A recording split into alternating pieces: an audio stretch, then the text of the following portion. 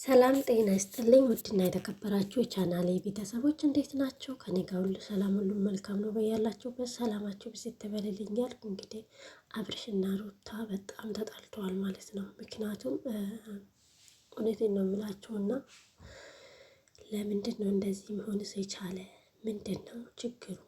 ልክ አሁን እሷ ስታረግዝ ነው እንደ ነገር የሆነ ማለት ነው። እና ለምንድን ነው ሩታ በጣም ተናዳለች።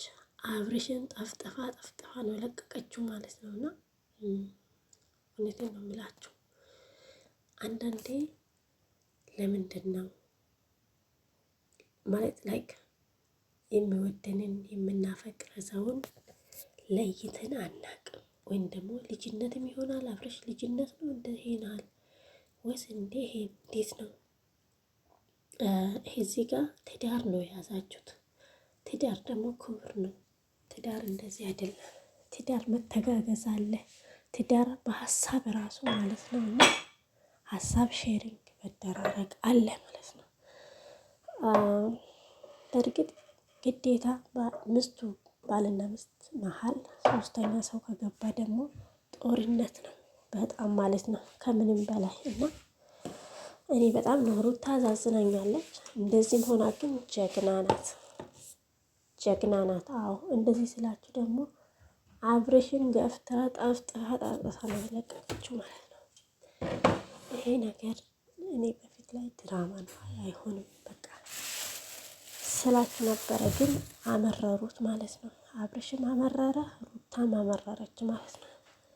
በዚህ ላይ ደግሞ እሷ እርጉዝ ናት። እርጉዝ ሆና ታውቃላችሁ። እንኳን እኛ እርጉዝ ይቅርና እርጉዝ ወራችሁ ይቅርና የሴቶች ጉዳይ ሲመጣ ራሱ ስራ መስራት እንዴት እንደሚሆንብን እናውቃለን ማለት ነው።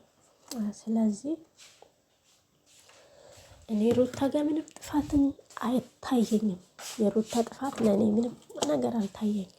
የአብርሽ ጥፋት ብቻ ነው ለእኔ የታየ ማለት ነው። ስለዚህ ለምን ይሄ ነገር ያደርጋል? ምንድን ነው? ለትዳር ክብር የለውም እንዴ? ራሱን ለምንድን ነው የሚያስንቀው? እሱስ ወንድ የሚውልበት ቦታ አይውልም እንዴ? ሴቶች ጋር ብቻ ነው እንደሚውለው እሱ እንዴ? ምንድን ነው? ምን ሆናችሁስ ነው? እንዴትስ ነው? መቼም እኛ ከሩታ ጋር የምናውቀው ከሩታ ጋር እና ከፍቅር ጋር የምናውቀው እቺ እስስት ከየት እንደመጣች እውነት እቺ እስስት ናት እንጂ ሰው አይደለችም። የሰው ኑሮ እየበጠበጠች እንደ ራሷ ወርጋ ማለት ነው። የሰው ህይወት እየበጠበጠች ይበጥብጣት የማይበጠብጥ ነገር እና በጣም ተናድጃለሁ። እኔ እግዚአብሔርን ጮጋራ ራሱ ተነስቶብኛል። ጮጋራ አለብኝ፣ ጮጋራ ተነስቶብኛል እላችኋለሁ። እንዴ ሴት ልጅ ላይ እንደዚህ ሲመ አንዴም ሁለቴ ከዚህ በፊትም አይታችሁታል። እንግዲህ ጋሼ ነው እንደው መጥቶ ያስታረቃቸው።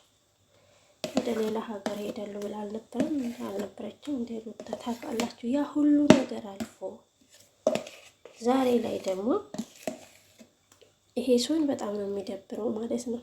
እውነቴን ነው የሚላችሁ። ከወደዳችሁ ግን ላይክ፣ ሼር፣ ሰብስክራይብ ማድረጋችሁን አትርሱ። በቀጣይ ቪዲዮ እመጣለሁ። ሰናይ ቆይታ።